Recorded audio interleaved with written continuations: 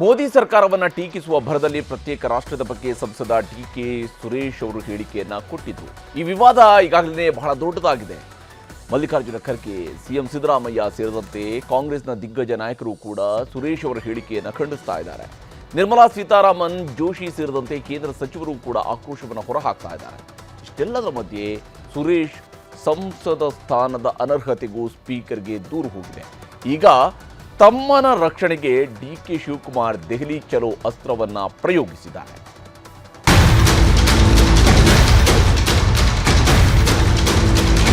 ಪ್ರತ್ಯೇಕ ರಾಷ್ಟ್ರಕ್ಕೂ ಕೂಡ ನಾವು ಬೇಡಿಕೆಯನ್ನ ಇಡಬೇಕಾದಂತ ಅನಿವಾರ್ಯ ಪರಿಸ್ಥಿತಿಯನ್ನ ನಮ್ಮ ಮೇಲೆ ಹೇರ್ತಾ ಇದ್ದಾರೆ. ರಾಷ್ಟ್ರ ರಾಜ್ಯ ರಾಜಕಾರಣದಲ್ಲೀಗ ಡಿಕೆ ಸುರೇಶ್ ಆಡಿದ ಪ್ರತ್ಯೇಕ ರಾಷ್ಟ್ರದ್ದೇ ಚರ್ಚೆ. ಕಾಂಗ್ರೆಸ್ ಸಂಸದ ಡಿಕೆ ಸುರೇಶ್ ವಿರುದ್ಧ ಇದೀಗ ದೇಶದುದ್ದಕ್ಕೂ ಬಿಜೆಪಿ ಮುಗಿಬಿದ್ದಿದೆ. ಸಂಸತ್ನ ಉಭಯ ಕಲಾಪಗಳಲ್ಲೂ ಡಿಕೆ ಸುರೇಶ್ ವಿರುದ್ಧ ಟೀಕೆ ವ್ಯಕ್ತವಾಗಿದೆ. ಲೋಕಸಭೆಯಲ್ಲಿ ಸಚಿವ ಪ್ರಹ್ಲಾದ್ ಜೋಶಿ ಸಂಸತ್ನ ನೈತಿಕ ಸಮಿತಿಗೆ ಕೊಡುವಂತೆ ಆಗ್ರಹಿಸಿದ್ದಾರೆ. मैं मांगता हूं स्पष्टीकरण करना चाहिए, देश से माफी मांगना चाहिए और संविधान का जो आशय का है ये घोर अपमान किया है. मैं अध्यक्ष जी से मांग करता हूं और निवेदन करता हूं कि इस मामले को जिस संविधान के ऊपर उन्होंने और हम सब लोगों ने शपथ लेते हैं उस संविधान का अपमान किया है, घोर अपमान किया है. इसलिए मैं आपसे निवेदन करता हूं, कृपया इस विषय को एथिक्स कमेटी में भेजिए. और मैं कांग्रेस को पूछना चाहता हूं कि आपका रुख क्या है, इसमें आपका रवैया क्या है. ಇನ್ನು ರಾಜ್ಯಸಭೆಯಲ್ಲೂ ಡಿಕೆ ಸುರೇಶ್ದೇ ಗದ್ದಲ. ಡಿಕೆ ಸುರೇಶ್ ಹಾಗೂ ಕಾಂಗ್ರೆಸ್ ಕ್ಷಮೆ ಕೇಳಬೇಕೆಂದು ಕೇಂದ್ರ ಸಚಿವ ಪಿಯೂಷ್ ಗೋಯಲ್ ಆಗ್ರಹ ಮಾಡಿದ್ರು. ಈ ವೇಳೆ ಡಿಕೆ ಸುರೇಶ್ ಹೇಳಿಕೆಯನ್ನ ಎಐಸಿಸಿ ಅಧ್ಯಕ್ಷ ಮಲ್ಲಿಕಾರ್ಜುನ್ ಖರ್ಗೆ ಖಂಡಿಸಿದ್ರು. ದೇಶ ವಿಭಜನೆಯ ಮಾತು ಯಾರೇ ಹೇಳಿದ್ರು ಅದು ಖಂಡನೀಯ ಎಂದ್ರು. अगर कोई भी देश को तोड़ने की बात किया हम कभी सहन नहीं करेंगे, चाहे वो किसी पार्टी का हो, चाहे मेरे पार्टी का हो, चाहे उनके पार्टी का हो, चाहे और किसी के. इस देश को एकता रखने के लिए कोई कहे या नहीं कहे, मैं खुद मल्लिकार्जुन खड़गे होके कहूंगा, कन्याकुमारी से लेकर कश्मीर तक हम एक हैं, एक रहेंगे, एक देश रहेंगे. ಡಿಕೆ ಸುರೇಶ್ ಮಾತನ್ನೇ ಬಳಸಿಕೊಂಡು ರಾಜ್ಯ ಹಾಗೂ ರಾಷ್ಟ್ರ ಮಟ್ಟದಲ್ಲಿ ಕಾಂಗ್ರೆಸ್ಗೆ ಡ್ಯಾಮೇಜ್ ಮಾಡಲು ತಂತ್ರ ಮಾಡುತ್ತಿದೆ ಬಿಜೆಪಿ. ಡಿಕೆ ಸುರೇಶ್ ಮಾತನ್ನ ಗಂಭೀರವಾಗಿ ತಗೊಳ್ಳಲು ವರಿಷ್ಠರಿಂದ ಸೂಚನೆ ಬಂದಿದೆ. ಲೋಕಸಭಾ ಚುನಾವಣೆವರೆಗೂ ಜೀವಂತವಾಗಿ ಇಡೋದರ ಮೂಲಕ ಕಾಂಗ್ರೆಸ್ಗೆ ಟಕ್ಕರ್ ಕೊಡಬೇಕು. ಡಿಕೆ ಸುರೇಶ್ ಸೋಲಿಸಲು ಇದನ್ನೇ ಅಸ್ತ್ರ ಮಾಡಿಕೊಳ್ಳಬೇಕು ಎಂಬ ಸಂದೇಶ ರವಾನೆಯಾಗಿದೆ. ಹಾಗಾಗಿನೇ ಬಿಜೆಪಿ ನಾಯಕರು ಮುಗಿಬಿದ್ರು. ಡಿಕೆ ಸುರೇಶ್ ಹೇಳಿಕೆಯನ್ನ ಕೇಂದ್ರ ಹಣಕಾಸು ಸಚಿವೆ ನಿರ್ಮಲಾ ಸೀತಾರಾಮನ್ ನ್ಯೂಸ್ 18 ಜೊತೆ ಮಾತಾಡ್ತಾ ಖಂಡಿಸಿದ್ದಾರೆ.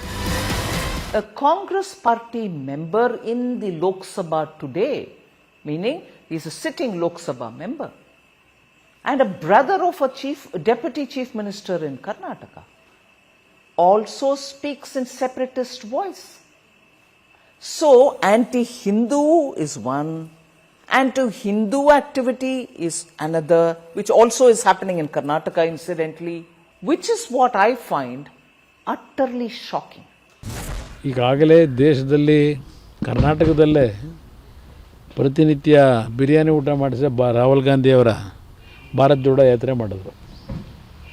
ಈಗ ಅವರೇ ದೇಶ ವಿಭಜನೆ ಬಗ್ಗೆ ಏನು ಚರ್ಚೆ ಮಾಡ್ತಾ ಇದ್ದಾರೆ, ಅದರಿಂದ ಏನು ಸಾಧನೆ ಮಾಡ್ತಾರೆ? ಇಲ್ಲೆಲ್ಲ ಕಲ್ಲು ಹೊಡ್ಕೊಂಡಿದ್ದಾರನ್ನ ತಗೊಂಡೋಗಿದ್ದು ನಮ್ಮ ಜನ ಆ ಲೋಕಸಭೆ ಕಳಿಸಿದ್ರೆ ಇನ್ನೇನಾಯ್ತು, ಇಂಥವ್ರನ್ನ ಕಳಿಸಿದ್ರೆ ನಾನು ಹೇಳ್ತಕ್ಕಂಥದ್ದು. ಭಾರತ್ ಜೋಡೋ ಮಾಡಬೇಕಾದವರು ಭಾರತ್ ತೋಡೋ ಮಾಡಿದ್ರು. ನಾನು ಅದಕ್ಕೆ ಪ್ರಾರಂಭ ಮಾಡಿದ್ದು.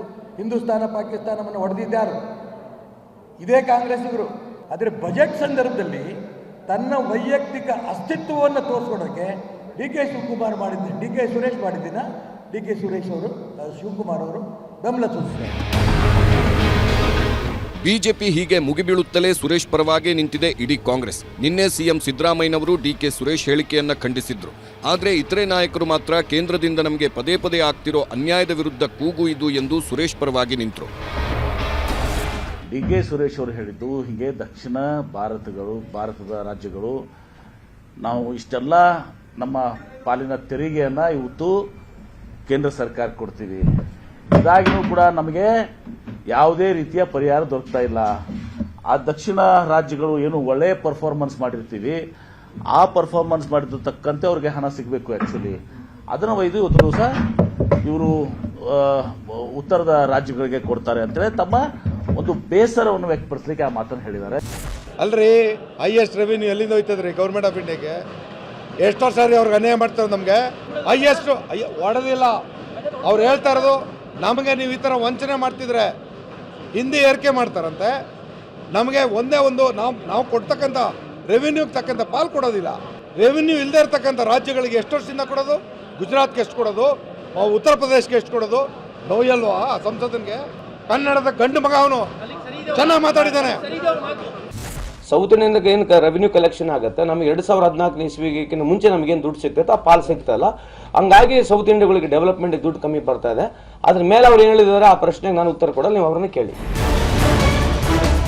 ಡಿಕೆ ಸುರೇಶ್ ಮಾತಿನಿಂದ ಡಿಕೆ ಶಿವಕುಮಾರ್ ತಲೆ ಕೆಡಿಸಿಕೊಂಡಿಲ್ಲ, ಬದಲಿಗೆ ತಮ್ಮನ ಬೆಂಬಲಕ್ಕೆ ನಿಂತಿದ್ದಾರೆ.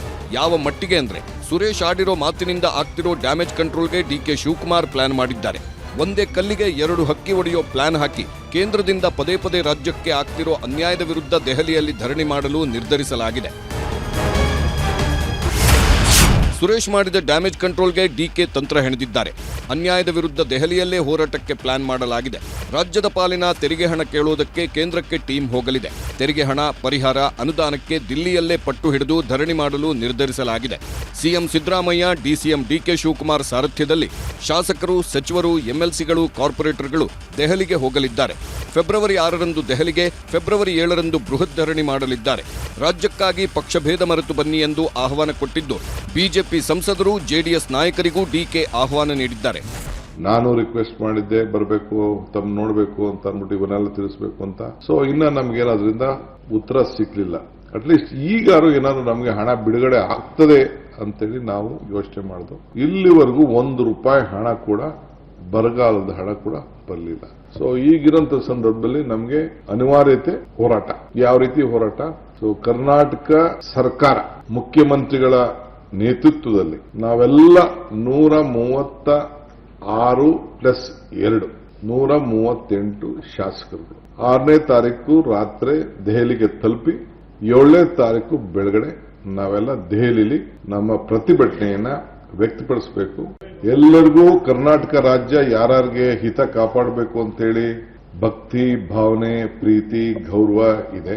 ಅವರೆಲ್ಲರೂ ಕೂಡ ನಮ್ರತೆಯಿಂದ ಈ ಹೋರಾಟದಲ್ಲಿ ರಾಜ್ಯದ ಹಿತಕ್ಕೆ ಕಾಪಾಡಲಿಕ್ಕೆ ಹೆಜ್ಜೆ ಹಾಕಬೇಕು, ಧ್ವನಿ ಎತ್ತಬೇಕು ಅಂತೇಳಿ ನಮ್ರತೆಯಿಂದ ಮನವಿ ಮಾಡ್ತಾ ಇದ್ದೀನಿ. ಡಿಕೆ ಶಿವಕುಮಾರ್ ಹೀಗೆ ಪಂಥಾಹ್ವಾನ ನೀಡುತ್ತಿದ್ದಂತೆ ರಾಜ್ಯ ಬಿಜೆಪಿ ನಾಯಕರು ಟಾಂಗ್ ಕೊಟ್ಟಿದ್ದಾರೆ. ನೀವು ಡೆಲ್ಲಿನಲ್ಲಿ ಪ್ರತಿಭಟನೆ ಮಾಡೋದಕ್ಕಿಂತ ಮುಂಚೆ 2004ರಿಂದ 2014 ತನಕ ಯುಪಿಎ ಅವಧಿಯಲ್ಲಿ ಕರ್ನಾಟಕಕ್ಕೆ ಯಾವ್ಯಾವ ಇಲಾಖೆಗಳಿಂದ ಯಾವ್ಯಾವ ಅಭಿವೃದ್ಧಿ ಚಟುವಟಿಕೆಗಳಿಗೆ ಎಷ್ಟು ಹಣ ಬಂದಿದೆ, 2014ರಿಂದ 24 ಅವಧಿಯಲ್ಲಿ ಮೋದಿ ಸರ್ಕಾರದಲ್ಲಿ ರಾಜ್ಯಕ್ಕೆ ಎಷ್ಟು ಹಣ ಬಂದಿದೆ, ಇದರ ಒಂದು ಶ್ವೇತಪತ್ರವನ್ನು ರಾಜ್ಯ ಸರ್ಕಾರ ಬಿಡುಗಡೆ ಮಾಡಬೇಕು. ಡಿಕೆ ಸುರೇಶ್ ಹೇಳಿಕೆಯನ್ನ ಸ್ವಪಕ್ಷದವರೇ ಒಪ್ತಿಲ್ಲ ಅಂದಮೇಲೆ ಬಿಜೆಪಿಯವರು ಬಿಡ್ತಾರೆ. ಭರ್ಜರಿಯಾಗಿ ಲೋಕಸಭೆ ಎಲೆಕ್ಷನ್ಗೆ ಅಸ್ತ್ರ ಮಾಡಿಕೊಂಡಿದ್ದಾರೆ. ಬರೀ ಅಸ್ತ್ರ ಮಾಡಿಕೊಂಡಿಲ್ಲ, ಸಂಸತ್ ಅಧಿವೇಶನ ನಡೆಯುತ್ತಿರುವಾಗಲೇ ಡಿಕೆ ಸುರೇಶ್ ವಿರುದ್ಧ ಕರ್ನಾಟಕದಿಂದ ದೆಹಲಿವರೆಗೂ ದೂರು ದಾಖಲಿಸುತ್ತಿದ್ದಾರೆ. ಸಂಸದ ಡಿಕೆ ಸು ವಿರುದ್ಧ ಲೋಕಸಭೆ ಸ್ಪೀಕರ್ಗೆ ದೂರು ನೀಡಲಾಗಿದೆ. 2 ಪುಟಗಳ ಪತ್ರದ ಮೂಲಕ ದೂರು ಸಲ್ಲಿಸಿದ ಬಿಜೆಪಿ ನಾಯಕ ಎಂಎಲ್ಸಿ ಛಲವಾದಿ ನಾರಾಯಣಸ್ವಾಮಿ ಅವರಿಂದ ಸ್ಪೀಕರ್ಗೆ ಪತ್ರ ಹೋಗಿದೆ. ಸಂಸದರಾಗಿ ಪ್ರಮಾಣ ವಚನ ಸ್ವೀಕರಿಸಿದ್ರೂ ಸಂವಿಧಾನಕ್ಕೆ ಅಪಚಾರ ಮಾಡಿದ್ದಾರೆ, ಹೀಗಾಗಿ ಸಂಸದ ಸ್ಥಾನದಿಂದ ಅಮಾನತು ಮಾಡಬೇಕು ಅಂತ ಸ್ಪೀಕರ್ಗೆ ಪತ್ರ ಬರೆದಿದ್ದಾರೆ. ಡಿಕೆ ಸುರೇಶ್ ವಿರುದ್ಧ ಕೋರ್ಟ್ಗೆ ಖಾಸಗಿ ದೂರು ಸಲ್ಲಿಕೆಯಾಗಿದೆ. ವಿಕಾಸ್ ಪಿ ಅನ್ನೋರಿಂದ 2ನೇ ಜೆಎಂಎಫ್ಸಿ ಕೋರ್ಟ್ಗೆ ದೂರು ಸಲ್ಲಿಕೆಯಾಗಿದೆ. ಡಿಕೆ ಸುರೇಶ್ ಹೇಳಿಕೆ ದೇಶ ವಿರೋಧಿ ಮತ್ತು ಪ್ರಚೋದನಾಕಾರಿ. ಐಪಿಸಿ ಸೆಕ್ಷನ್ 124A ಪ್ರಕಾರ ಡಿಕೆ ಸುರೇಶ್ ಹೇಳಿಕೆ ಶಿಕ್ಷಾರ್ಹ ಅಪರಾಧವಾಗಿದೆ. ಹೀಗಾಗಿ ನ್ಯಾಯಾಲಯ ತನಿಖೆಗೆ ಸೂಚಿಸಬೇಕು ಅಂತ ದೂರಿನಲ್ಲಿ ಉಲ್ಲೇಖ ಮಾಡಲಾಗಿದೆ.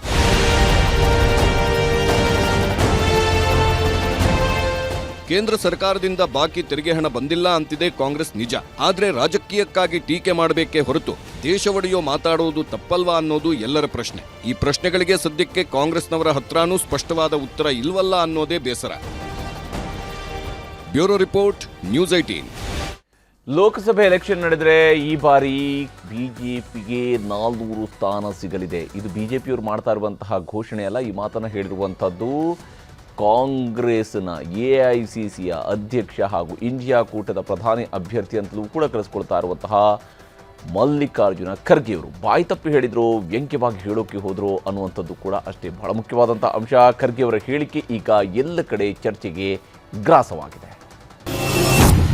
300ರಿಂದ 350 ಅಲ್ಲ, ಇನ್ಮುಂದೆ 400 ಸೀಟು ಗೆಲ್ತೀರಾ. 2024ಕ್ಕೂ ಮತ್ತೆ ಮೋದಿ ಸರ್ಕಾರ ಎಂದ ಖರ್ಗೆ. आपका इतना बहुमत है, अब तो पहले 330, 334 की, अब ने तो 400 पार हो रहा है, अब ने तो 400 पार हो रहा है. ಎಲೆಕ್ಷನ್ಗೂ ಮೊದಲೇ AICC ಅಧ್ಯಕ್ಷ, ಇಂಡಿಯಾ ಒಕ್ಕೂಟದ ನಾಯಕ, ಮೋದಿ ಸರ್ಕಾರದ ಪ್ರಬಲ ವಿರೋಧಿ ಮಲ್ಲಿಕಾರ್ಜುನ್ ಖರ್ಗೆಯವರೇ 2024ಕ್ಕೆ 400 ಸೀಟು ಗೆಲ್ತೀರಾ ಅಂತ ಭವಿಷ್ಯ ನುಡಿದಿದ್ದಾರೆ. ರಾಜ್ಯಸಭೆ ಅಧಿವೇಶನದಲ್ಲಿ ಮಹಿಳಾ ಮೀಸಲಾತಿ ಬಗ್ಗೆ ಮಾತನಾಡ್ತಾ ಇದ್ರು. ಮಾತನಾಡ್ತಾ ಇವತ್ತು ಖರ್ಗೆಯವರು 400 ಸೀಟು ಗೆಲ್ತೀರಾ ಅಂತ ಆಡಿದ ಒಂದು ಮಾತು ಕಾಂಗ್ರೆಸ್ನವರಿಗೆ ದೊಡ್ಡ ಶಾಕ್ ಕೊಟ್ಟಿದೆ. ಕಾಂಗ್ರೆಸ್ನವರಿಗೆ ಖರ್ಗೆಯವರೇ ಶಾಕ್ ಕೊಟ್ಟಿದ್ದನ್ನ ಕೇಳಿಸಿಕೊಂಡ ಪ್ರಧಾನಮಂತ್ರಿ ನರೇಂದ್ರ ಮೋದಿ ಸರ್ಕಾರದ ಸದಸ್ಯರೆಲ್ಲ ರಾಜ್ಯಸಭೆಯಲ್ಲಿ ನಕ್ಕು ನಕ್ಕು ಸುಸ್ತಾದ್ರು. आपका इतना बहुमत है, अब तो पहले 330, 334 की, अब ने तो 400 पार हो रहा है.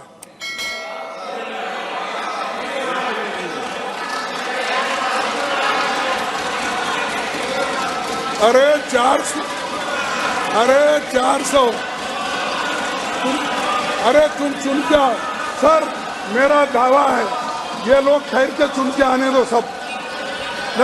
नहीं, ये लोग ठहर के चुन के आने दो, पहले इनको पहले भेजो तब मालूम होता. ये सब मोदी के कृपा से आए हैं, तालियां बजा. हाँ, ये मोदी के कृपा से आए तो तालियां बजा रहे.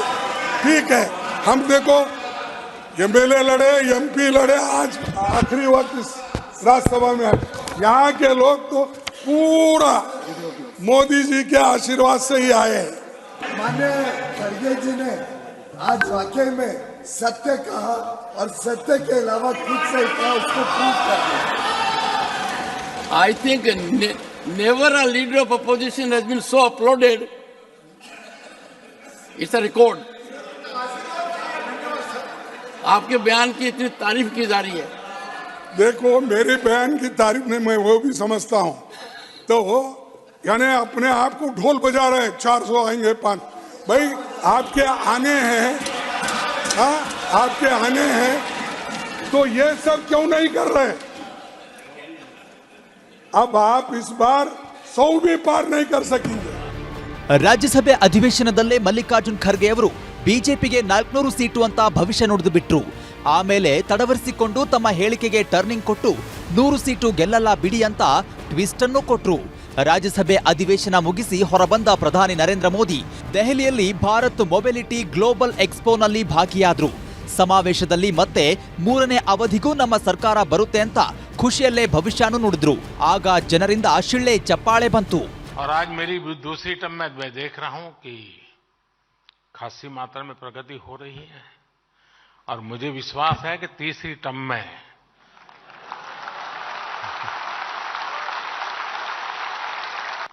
चलिए, समझदार को इशारा काफी होता है.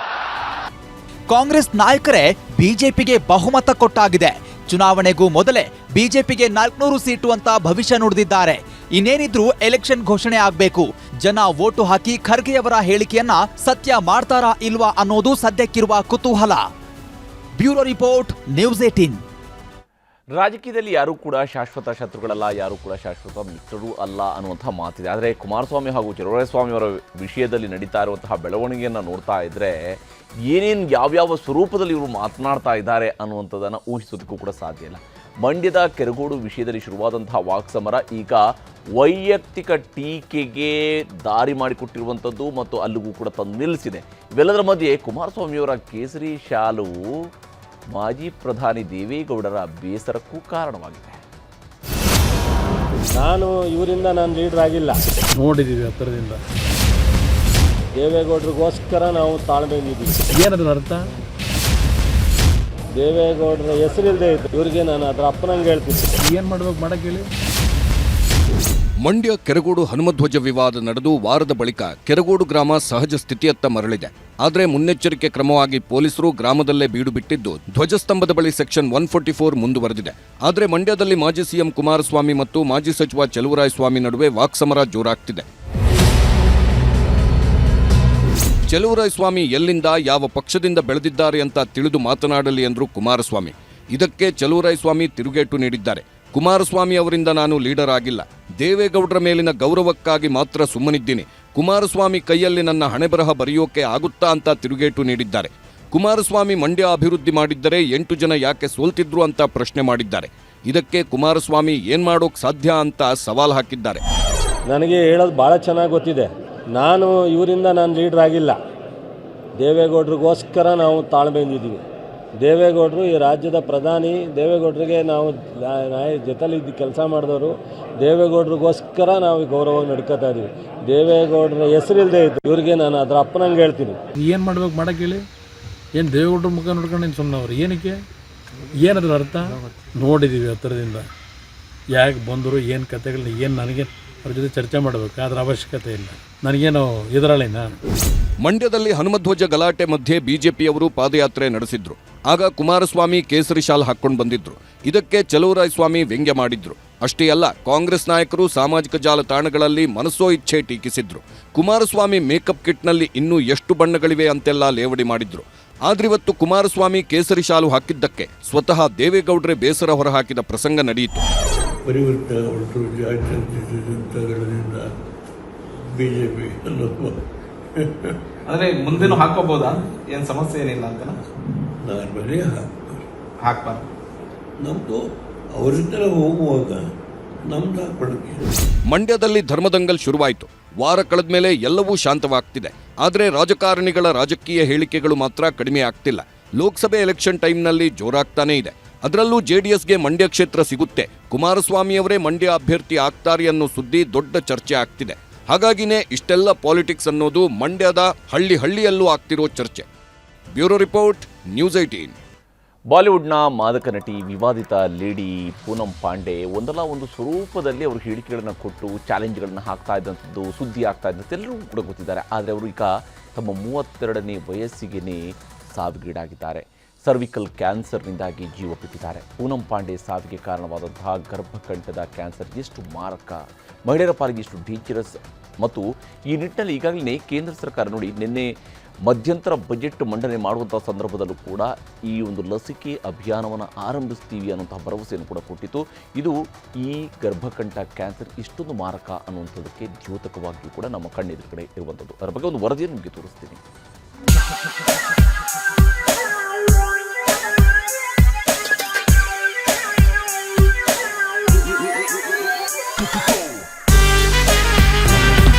ಬಾಲಿವುಡ್ನ ಮಾದಕ ನಟಿ ಪೂನಂ ಪಾಂಡೆ ಸಾಮಾಜಿಕ ಜಾಲತಾಣದಲ್ಲಿ ಸಿಕ್ಕಾಪಟ್ಟೆ ಆಕ್ಟಿವ್ ಆಗಿದ್ದ ಚೆಲುವೆ. ಪಡ್ಡೆ ಹುಡುಗರ ನಿದ್ದೆಗೆಡಿಸಿದಾಕೆ ಸಾಕಷ್ಟು ಕಾಂಟ್ರವರ್ಸಿಗಳಿಂದಲೇ ಹೆಸರಾಗಿದ್ದವರು. ಬೆತ್ತಲೆ ಫೋಟೋಗಳ ಮೂಲಕವೇ ಹೆಚ್ಚು ಖ್ಯಾತಿಯನ್ನ ಪಡೆದಾಕೆ. ಆದ್ರಿವತ್ತು ಪೂನಂ ಪಾಂಡೆ ಬದುಕಿಲ್ಲ. 32 ವರ್ಷಕ್ಕೆ ಗರ್ಭಕಂಠದ ಕ್ಯಾನ್ಸರ್ಗೆ ತುತ್ತಾಗಿ ಪೂನಂ ಪಾಂಡೆ ಇವತ್ತು ಇಹಲೋಕ ತ್ಯಜಿಸಿದ್ದಾರೆ ಅಂತ ರಾಷ್ಟ್ರ ಮಟ್ಟದಲ್ಲಿ ಸುದ್ದಿಯಾಗ್ತಿದೆ. ಬಾಲಿವುಡ್ನ ಅನೇಕರು ಪೂನಂ ಪಾಂಡೆಯ ನಿಧನದ ಸುದ್ದಿ ಕೇಳಿ ಚಿಕ್ಕ ವಯಸ್ಸಿಗೆ ಜೀವ ಬಿಟ್ರಲ್ವಾ ಅಂತ ಮರುಕ ವ್ಯಕ್ತಪಡಿಸಿದ್ದಾರೆ.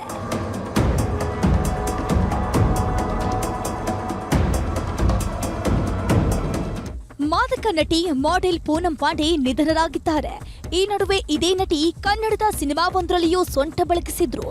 ಲವ್ ಇಸ್ ಪಾಯ್ಸನ್ ಚಿತ್ರದಲ್ಲಿ ಐಟಂ ಹಾಡಿಗೆ ಹೆಜ್ಜೆ ಹಾಕಿದ್ರು.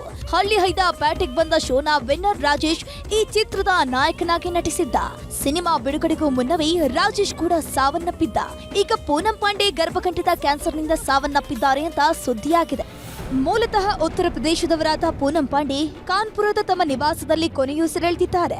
ಆದರೆ ಪೂನಂ ಪಾಂಡೆ ಸಾವು ದೇಶದ ಮಹಿಳೆಯರಿಗೆ ಒಂದು ಕಠಿಣ ಎಚ್ಚರಿಕೆ. ಯಾಕಂದ್ರೆ ಪೂನಂ ಪಾಂಡೆ ಸತ್ತಿರೋದು ಗರ್ಭಕಂಠದ ಕ್ಯಾನ್ಸರ್ನಿಂದ. ಹಾಗಿದ್ರೆ ಏನಿದು ಗರ್ಭಕಂಠದ ಕ್ಯಾನ್ಸರ್? ಮಹಿಳೆಯರು ಪೂನಂ ಪಾಂಡೆಯ ಸಾವಿನಿಂದ ಹೇಗೆ ಎಚ್ಚೆತ್ತುಕೊಳ್ಬೇಕು ಅನ್ನೋದು ಈಗ ಭಾರಿ ಮುಖ್ಯ. ಯಾಕಂದ್ರೆ ಭಾರತದಲ್ಲಿ ಗರ್ಭಕಂಠದ ಕ್ಯಾನ್ಸರ್ಗೆ ಮಹಿಳೆಯರ ಸಾವು ನೋವಿನ ಪ್ರಮಾಣ ಅಷ್ಟು ಭೀಕರವಾಗಿದೆ. ಗರ್ಭಕಂಠದ ಕ್ಯಾನ್ಸರ್ನಿಂದ ಭಾರತದಲ್ಲಿ ಪ್ರತಿ 7 ನಿಮಿಷಕ್ಕೆ ಒಬ್ಬ ಮಹಿಳೆ ಸಾವನ್ನಪ್ಪುತ್ತಾರೆ ಅಂತ ವಿಶ್ವಸಂಸ್ಥೆಯೇ ಹೇಳಿದೆ. ಪ್ರತಿ ವರ್ಷ ಸರಾಸರಿ 1.30 ಲಕ್ಷ ಮಹಿಳೆಯರಲ್ಲಿ ಗರ್ಭಕಂಠದ ಕ್ಯಾನ್ಸರ್ ಪತ್ತೆಯಾಗ್ತಿದೆ. ಈ ಗರ್ಭಕಂಠದ ಕ್ಯಾನ್ಸರ್ಗೆ ಭಾರತದಲ್ಲಿ ಪ್ರತಿ ವರ್ಷ 75,000 ಸ್ತ್ರೀಯರ ಸಾವು ಸಂಭವಿಸುತ್ತದೆ ಅನ್ನುತ್ತದೆ ವರದಿಗಳು.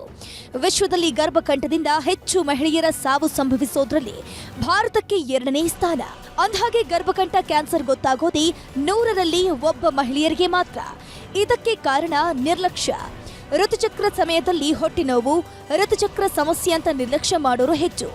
ಆದ್ರೆ ಅಂತಿಮ ಹಂತಕ್ಕೆ ಬಂದಾಗ್ಲೇ ಗರ್ಭಕಂಠದ ಕ್ಯಾನ್ಸರ್ ಅಂತ ಪತ್ತೆಯಾಗ್ತಿದೆ. ಮೂತ್ರ ವಿಸರ್ಜನೆ ಜಾಗದಲ್ಲಿ ಸೋಂಕು ಕಾಣಿಸಿಕೊಳ್ಳೋದು ಮೊದಲ ಲಕ್ಷಣ. ಮಹಿಳೆಯರಲ್ಲೇ ಹೆಚ್ಚು ಕಾಡುವ ಈ ಗರ್ಭ ಕ್ಯಾನ್ಸರ್ನಿಂದ ತೋಳು, ತೊಡೆ ಭಾಗದಲ್ಲಿ ಗುಳ್ಳೆಗಳು ಹುಟ್ಟಿಕೊಳ್ಳುತ್ತೆ. ಆಮೇಲೆ ಹೆಚ್ಚು ಉರಿ ಕಾಣಿಸಿಕೊಳ್ಳುತ್ತೆ, ಕ್ಯೂ ತುಂಬುತ್ತೆ, ಆಮೇಲೆ ಗಂಟುಗಳಾಗಿ ಬದಲಾಗುತ್ತೆ. ಹೆಣ್ಣು ಮಕ್ಕಳು ಋತುಮತಿಯಾದಾಗ ಅಂದ್ರೆ ಹೆಣ್ತನ ಬಂದ 2-3 ವರ್ಷಗಳಲ್ಲಿ ಈ ಸೋಂಕಿನ ಪ್ರಮಾಣ ಹೆಚ್ಚಾಗುತ್ತೆ ಅನ್ನೋದು ಸರ್ವೆ. ಪ್ರಮುಖವಾಗಿ 9ರಿಂದ 14 ವರ್ಷದವರಿದ್ದಾಗ ಈ ಸಮಸ್ಯೆ ಹೆಚ್ಚು ಬಾಧಿಸುತ್ತೆ. ಋತುಚಕ್ರ ಸಮಸ್ಯೆ ಅಂತ ನಿರ್ಲಕ್ಷಿಸಿದ್ರೆ ಕ್ಯಾನ್ಸರ್ಗೆ ತಿರುಗುತ್ತೆ ಅಂತಾರೆ ವೈದ್ಯರು. ಹೀಗಾಗಿ ವೈದ್ಯರ ಬಳಿ ತಪಾಸಣೆ ಮಾಡಿಸಿಕೊಂಡು ಸೂಕ್ತ ಔಷಧಿ ಪಡೆದು ಇಂಜೆಕ್ಷನ್ ತೆಗೆದುಕೊಳ್ಳೋದು ಅತಿ ಮುಖ್ಯವಾಗಿದೆ. ಈ ಗರ್ಭಕಂಠ ಕ್ಯಾನ್ಸರ್ಗೆ ಅಂತಾನೆ ನಿನ್ನೆಯಷ್ಟೇ ಮೋದಿ ಸರ್ಕಾರ ಬಜೆಟ್ ಅನ್ನು ಮಂಡಿಸಿತ್ತು.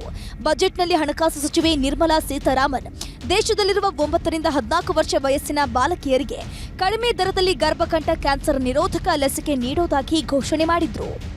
Cervical cancer vaccination. Our government will encourage vaccination for girls in the age group of 9 to 14 years for prevention of cervical cancer. ಬಡವರು, ಗ್ರಾಮೀಣ ಭಾಗದಲ್ಲಿರುವ ಮಹಿಳೆಯರು ಗರ್ಭಕಂಠದ ಕ್ಯಾನ್ಸರ್ ಬಗ್ಗೆ ನಿರ್ಲಕ್ಷ್ಯ ವಹಿಸೋದು ಹೆಚ್ಚು. ಹಾಗಾಗಿನೇ ಮೋದಿ ಸರ್ಕಾರ ಎಲ್ಲ ಸರ್ಕಾರಿ ಆಸ್ಪತ್ರೆಗಳಲ್ಲೂ ಸರ್ವಿಕಲ್ ಕ್ಯಾನ್ಸರ್ ಲಸಿಕೆಯನ್ನ ಕಡಿಮೆ ದರದಲ್ಲಿ ವಿತರಿಸೋ ನಿರ್ಧಾರವನ್ನ ಮಾಡಿದೆ.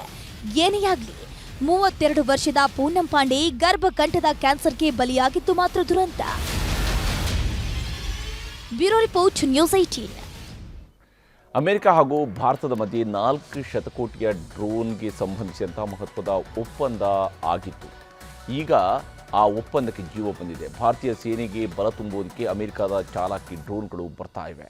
ಅಮೆರಿಕದ ಈ ಗಾರ್ಡಿಯನ್ ಡ್ರೋನ್ಗಳ ವಿಶೇಷತೆಗಳು ಏನು, ಭಾರತೀಯ ಸೇನೆಗೆ ಎಷ್ಟು ಲಾಭದಾಯಕ ಅನ್ನೋದನ್ನು ನಿಮಗೆ ತೋರಿಸ್ತೀನಿ.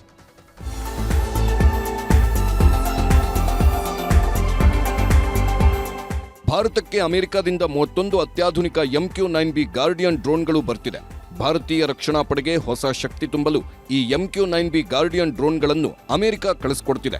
ಎಲ್ಲ ಓಕೆ ಆದ್ರೆ ಮಾರ್ಚ್ 3 ಅಥವಾ 4ನೇ ವಾರದಲ್ಲಿ ಈ ಅತ್ಯಾಧುನಿಕ ತಂತ್ರಜ್ಞಾನದ ಡ್ರೋನ್ಗಳು ಭಾರತೀಯ ಸೇನೆಗೆ ಸೇರಲಿವೆ. I will say with respect to the deal itself, the $3.99, almost $4 billion sale of 31 MQ-9B Sky Guardian aircraft will provide India with an enhanced maritime security and maritime domain awareness capability. It offers India outright ownership and a 16-fold increase in the number of aircraft as compared to their current lease of 2 MQ-9A aircraft. ಭಾರತಕ್ಕೆ America ಕಳಿಸ್ತಿರುವ ಈ high tech ಡ್ರೋನ್ಗಳು ಸಾಕಷ್ಟು craze ಸೃಷ್ಟಿಸಿದೆ.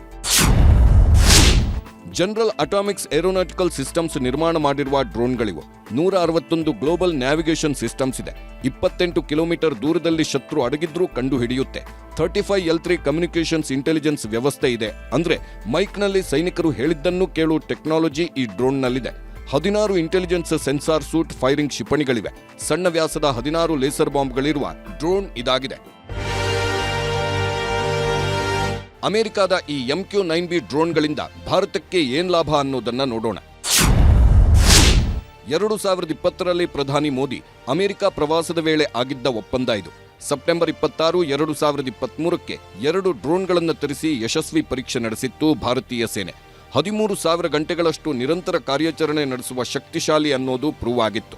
ಈಗ ಭೂಸೇನೆ ಮತ್ತು ವಾಯುಸೇನೆಗೆ 16 sky guardian ಡ್ರೋನ್ಗಳು ಸೇರ್ಪಡೆಯಾಗಲಿವೆ. ನೌಕಾದಳದ ಬಳಕೆಗೆ 15 ಸಿ ಗಾರ್ಡಿಯನ್ ಡ್ರೋನ್ ಆಗಮನ ಆಗ್ತಿದೆ. ಇದರಿಂದ ಭಾರತಕ್ಕೆ ಕಡಲ ಭದ್ರತೆಗೆ ಅನುಕೂಲವಾಗಲಿದೆ. ದೇಶದ ಗಡಿಗಳಲ್ಲಿ ಡ್ರೋನ್ ಬಳಸಬಹುದಾಗಿದೆ. ಉಗ್ರರ ಅಡಗುತಾಣಗಳನ್ನು ಡ್ರೋನ್ ಮೂಲಕವೇ ಉಡಾಯಿಸಬಹುದು. ಬೆಟ್ಟಗುಡ್ಡಗಳ ಮೇಲಿರಲಿ, ನೆಲದಲ್ಲಿ ಅವಿತುಕೊಂಡಿರಲಿ, ನೀರಲ್ಲಿ ಅಡಗಿರಲಿ, ಹುಡುಕಿ ದಾಳಿ ನಡೆಸುವ ಸಾಮರ್ಥ್ಯದ ವಿಶೇಷ ಡ್ರೋನ್ಗಳಿವು. ಈ ಡ್ರೋನ್ಗಳು ಭಾರತೀಯ ಸೇನೆಗೆ ಬಂದಿದ್ದೇ ಆದರೆ ಭಾರತೀಯ ಸೈನಿಕರ ಸಾವು ನೋವಿನ ಪ್ರಮಾಣ ಕಡಿಮೆ ಮಾಡಬಹುದು. ಖರೀದಿ ಒಪ್ಪಂದದಿಂದ ಭಾರತ ಅಮೆರಿಕದ ರಾಜತಾಂತ್ರಿಕ ಗೆಳೆತನವೂ ಮತ್ತಷ್ಟು ಗಟ್ಟಿಯಾಗ್ತಿದೆ. ಭಾರತದಲ್ಲಿ ಮೇಕ್ ಇನ್ ಇಂಡಿಯಾ ಅಡಿ ರಕ್ಷಣಾ ಸಾಮಗ್ರಿಗಳ ಉತ್ಪಾದನೆಯಲ್ಲೂ ಪಾಲುದಾರಿಕೆಗೆ ಸಹಕಾರಿಯಾಗಲಿದ್ದು, ಈ ಒಪ್ಪಂದ ಮೋದಿ ಜೋ ಬೈಡನ್ ಆಡಳಿತದ ಪ್ರಮುಖ ಹೆಗ್ಗುರುತಾಗಿದೆ.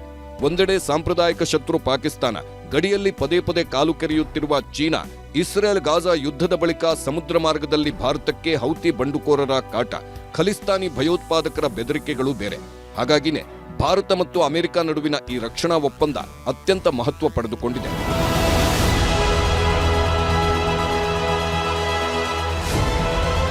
Bureau report, news 18. ಈಗ ರಾಜ್ಯ ಹಾಗೂ ರಾಷ್ಟ್ರದ ಮತ್ತಷ್ಟು ಪ್ರಮುಖ ಸುದ್ದಿಗಳನ್ನು ನೋಡೋಣ ಟಾಪ್ 10 ನ್ಯೂಸ್ನಲ್ಲಿ. ರಾಜ್ಯಸಭೆ ಚುನಾವಣೆಯಲ್ಲಿ ಕಾಂಗ್ರೆಸ್ಗೆ ನಿದ್ದೆಗೆಡಿಸಲು ಕಮಲ ದಳ ಭರ್ಜರಿ ತಯಾರಿ ಮಾಡಿಕೊಂಡಿದೆ. ಬಿಜೆಪಿ 4ನೇ ಅಭ್ಯರ್ಥಿ ಕಣಕ್ಕಿಳಿಸಲು ತಯಾರಿ ಮಾಡಿಕೊಂಡಿದೆ. ಇದೇ ಫೆಬ್ರವರಿ 27ಕ್ಕೆ ರಾಜ್ಯದ 4 ರಾಜ್ಯಸಭಾ ಸ್ಥಾನಗಳಿಗೆ ಚುನಾವಣೆ ಇದೆ. 4ನೇ ಅಭ್ಯರ್ಥಿ ಗೆಲ್ಲಿಸೋಕೆ ದೋಸ್ತಿಗೆ 5 ಕಾಂಗ್ರೆಸ್ ರೆಬೆಲ್ ಶಾಸಕರಿಗೆ ಗಾಳ ಹಾಕಿದೆ. ಒಂದು ವೇಳೆ ರಾಜ್ಯಸಭಾ ಚುನಾವಣೆಯಲ್ಲಿ ಕಾಂಗ್ರೆಸ್ಗೆ ಸೋಲಾದ್ರೆ ರಾಷ್ಟ್ರ ಮಟ್ಟದಲ್ಲಿ ಸಿಎಂ ಸಿದ್ದರಾಮಯ್ಯಗೆ ಹಾಗೂ ಡಿಕೆಶಿಗೆ ಮುಖಭಂಗ ಆಗಲಿದೆ. ಬಿಜೆಪಿಯಲ್ಲಿ ಲೋಕಸಭೆ ಟಿಕೆಟ್ ವಿಚಾರವಾಗಿ ಚಟುವಟಿಕೆಗಳು ಗರಿಗೆದರಿವೆ. ತುಮಕೂರಲ್ಲಿ ಟಿಕೆಟ್ ಆಕಾಂಕ್ಷಿ ವಿ ಸೋಮಣ್ಣ ಲಿಂಗಾಯತ, ಗೊಲ್ಲ, ಒಕ್ಕಲಿಗ ಜಾತಿಯ ಪ್ರಮುಖರ ಜೊತೆ ಸಭೆ ನಡೆಸಿದ್ರು. ಇನ್ನೊಂದು ಕಡೆ ತುಮಕೂರಲ್ಲಿ ಬಿಜೆಪಿ ಶಕ್ತಿವಂದನಾ ಕಾರ್ಯಾಗಾರದಲ್ಲಿ ವಿಜಯೇಂದ್ರ ಭಾಗಿಯಾಗಿದ್ರು. ಕಾರ್ಯಕರ್ತರ ಅಭಿಪ್ರಾಯ ಸಂಗ್ರಹಿಸಿ ವರಿಷ್ಠರಿಗೆ ಕಳಿಸಿದ್ದು, ಅಭ್ಯರ್ಥಿಗಳ ಹೆಸರನ್ನ ವರಿಷ್ಠರು ತೀರ್ಮಾನಿಸುತ್ತಾರೆ ಎಂದ್ರು ವಿಜಯೇಂದ್ರ. ಸರ್ಕಾರದಲ್ಲಿ ಭ್ರಷ್ಟಾಚಾರ ಇದೆ. ಕಾಂಗ್ರೆಸ್ನ ಮಾಜಿ ಸಚಿವ ಬಿ ಶಿವರಾಮ್ ಮತ್ತೆ ಗಂಭೀರ ಆರೋಪ ಮಾಡಿದ್ದಾರೆ. ನ್ಯೂಸ್ 18 ಜೊತೆ ಮಾತನಾಡಿದ ಶಿವರಾಮ್, ಸಚಿವ ರಾಜಣ್ಣ ಹೆಸರೇಳದೆ ವಾಗ್ದಾಳಿ ಮಾಡಿದ್ರು. ಸಿಎಂ ಹಾಗೂ ಡಿಸಿಎಂ ಗಮನಕ್ಕೆ ತಂದಿದ್ದೀನಿ ಅಂದ್ರು. ಸಿಎಂ ಸಿದ್ದರಾಮಯ್ಯ ವಿಜಯಪುರದ ಮುದ್ದೇಬಿಹಾಳದಲ್ಲಿ ಗ್ಯಾರಂಟಿ ಯೋಜನೆಗಳ ಫಲಾನುಭವಿಗಳ ಸಮಾವೇಶದಲ್ಲಿ ಭಾಗಿಯಾಗಿದ್ರು. ಈ ವೇಳೆ ಮುದ್ದೇಬಿಹಾಳದಲ್ಲಿ 98 ಕೋಟಿ ರೂಪಾಯಿ ವೆಚ್ಚದ ಕಾರ್ಯಕ್ರಮಗಳನ್ನು ಲೋಕಾರ್ಪಣೆ ಮಾಡಿದ್ರು. 128 ಕೋಟಿ ರೂಪಾಯಿ ವೆಚ್ಚದ ಕಾರ್ಯಕ್ರಮಗಳಿಗೆ ಶಂಕುಸ್ಥಾಪನೆ ಮಾಡಿ ಗ್ಯಾರಂಟಿಗಳ ಜೊತೆ ಬಸವಣ್ಣನವರ ಕಾಯಕವೇ ಕೈಲಾಸ ತತ್ವ ಪಾಲಿಸುತ್ತಿದ್ದೀವಿ ಅಂದ್ರು. ರಾಯಚೂರಿನ ಲಿಂಗಸಗೂರು ತಾಲೂಕಿನ ಕರಡಕಲ್ ಗ್ರಾಮದಲ್ಲಿ ಕಿಡಿಗೇಡಿಗಳು ದೇವರ ಮೂರ್ತಿಗಳನ್ನು ವಿಕೃತಿಗೊಳಿಸಿದ್ದಾರೆ. ಗ್ರಾಮದ ನಂದಿ ಮತ್ತು ಈಶ್ವರಲಿಂಗ ದೇವರ ಮೂರ್ತಿಯನ್ನ ತುಂಡರಿಸಿ ಕಿಡಿಗೇಡಿಗಳು ವಿಕೃತಿ ಮೆರೆದಿದ್ದಾರೆ. ಲಿಂಗಸಗೂರು ಪೊಲೀಸ್ ಠಾಣೆಯಲ್ಲಿ ಪ್ರಕರಣ ದಾಖಲಾಗಿದೆ. ಚಿಕ್ಕಮಗಳೂರಿನಲ್ಲಿ ಮಂಗನ ಕಾಯಿಲೆ ಹೆಚ್ಚಾಗ್ತಿದೆ. ಕೊಪ್ಪ ತಾಲೂಕಿನಲ್ಲಿ 2, ಶೃಂಗೇರಿ ತಾಲೂಕಿನ ಒಬ್ಬರಿಗೆ ಮಂಗನ ಕಾಯಿಲೆ ದೃಢವಾಗಿದೆ. ಓರ್ವನ ಸ್ಥಿತಿ ಗಂಭೀರವಾಗಿದ್ದು ಮಂಗಳೂರಿನ ಖಾಸಗಿ ಆಸ್ಪತ್ರೆಯಲ್ಲಿ ಚಿಕಿತ್ಸೆ ಪಡೆಯುತ್ತಿದ್ದು, ಆರೋಗ್ಯ ಇಲಾಖೆ ಹೈ ಅಲರ್ಟ್ ಘೋಷಿಸಿದೆ. ದಕ್ಷಿಣ ಕನ್ನಡ ಜಿಲ್ಲೆಯ ಧರ್ಮಸ್ಥಳ ಬಾಹುಬಲಿ ಮೂರ್ತಿಗೆ ಪಾದಾಭಿಷೇಕ ನಡೆಸಲಾಯಿತು. 42ನೇ ವರ್ಧಂತ್ಯುತ್ಸವದ ಹಿನ್ನೆಲೆಯಲ್ಲಿ ಬಾಹುಬಲಿಗೆ 216 ಕಲಶಗಳಿಂದ ಬಾಹುಬಲಿಯ ಪಾದಗಳಿಗೆ ಅಭಿಷೇಕ ಮಾಡಲಾಯಿತು. ಖ್ಯಾತ ತಮಿಳು ನಟ ದಳಪತಿ ವಿಜಯ್ ತಮಿಳಗ ವೆಟ್ರಿ ಕಳಗಮನ್ನೋ ರಾಜಕೀಯ ಪಕ್ಷ ಕಟ್ಟಿದ್ದಾರೆ. ಲೋಕಸಭೆ ಚುನಾವಣೆ ಬಳಿಕ ಪಕ್ಷದ ಸಿದ್ಧಾಂತ, ಲೋಗೋ, ಉದ್ದೇಶ ಎಲ್ಲವನ್ನ ಹೇಳೋದಾಗಿ ತಿಳಿಸಿದ್ದಾರೆ. ಎಂಜಿಆರ್, ಜಯಲಲಿತಾ, ವಿಜಯಕಾಂತ್, ಕಮಲ್ ಹಾಸನ್, ರಜನಿಕಾಂತ್ ಬಳಿಕ ಈಗ ವಿಜಯ್ ಪಾಲಿಟಿಕ್ಸ್ ಎಂಟ್ರಿ ಶುರುವಾಗ್ತಿದೆ. ಹಾವು ಏಣಿ ಆಟವಾಗಿದ್ದ ಜಾರ್ಖಂಡ್ನಲ್ಲಿ ಹೊಸ ಸಿಎಂ ಆಗಿ ಚಂಪೈ ಸೊರೇನ್ ಪ್ರಮಾಣವಚನ ಸ್ವೀಕರಿಸಿದ್ರು. ಜಾರ್ಖಂಡ್ ರಾಜ್ಯಪಾಲ ಸಿಪಿ ರಾಧಾಕೃಷ್ಣನ್ ಪ್ರಮಾಣವಚನ ಬೋಧಿಸಿದ್ರು. ಹೇಮಂತ್ ಸೊರೇನ್ ಸ್ಥಾನವನ್ನ ಚಂಪೈ ಸೊರೇನ್ ತುಂಬಿದ್ದು 10 ದಿನದಲ್ಲಿ ಬಹುಮತ ಸಾಬೀತುಪಡಿಸುವುದಾಗಿ ಹೇಳಿದ್ರು. ಇನ್ನೊಂದು ಕಡೆ ಹೇಮಂತ್ ಸೊರೇನ್ ಬಂಧನ ವಿಷಯದಲ್ಲಿ ಇಡಿ ತನಿಖೆ ಕೇಸ್ನಲ್ಲಿ ಸುಪ್ರೀಂ ಕೋರ್ಟ್ ಎಂಟ್ರಿ ಆಗಲ್ಲ ಅಂದಿದೆ. ವಾರಣಾಸಿಯ ಜ್ಞಾನವಾಪಿಯಲ್ಲಿ ಪೂಜೆ ತಡೆಗೆ ಅಲಹಾಬಾದ್ ಕೋರ್ಟ್ ನಿರಾಕರಿಸಿದೆ. ಮತ್ತೆ ಹಿಂದೂಪರ ಸಂಘಟನೆಗಳಿಗೆ ಜಯ ಸಿಕ್ಕಿದೆ. ಪೂಜೆಗೆ ತಡೆ ಕೋರಿ ಮುಸ್ಲಿಂ ಕಮಿಟಿ ಕೋರ್ಟ್ಗೆ ಅರ್ಜಿ ಸಲ್ಲಿಸಿತ್ತು. ಆ ಅರ್ಜಿಯನ್ನ ಅಲಹಾಬಾದ್ ಹೈಕೋರ್ಟ್ ವಜಾಗೊಳಿಸಿದೆ. ಇದಾಗಿತ್ತು ಇವತ್ತಿನ ಸೂಪರ್ ಪ್ರೈಮ್ ಅಟ್ 9. ಈಗ ಬಿಗ್ ಸ್ಟೋರಿ ಪ್ರಸಾರವಾಗುತ್ತೆ. ನೋಡ್ತಾ ಇರಿ ನ್ಯೂಸ್ 18 ಕನ್ನಡ.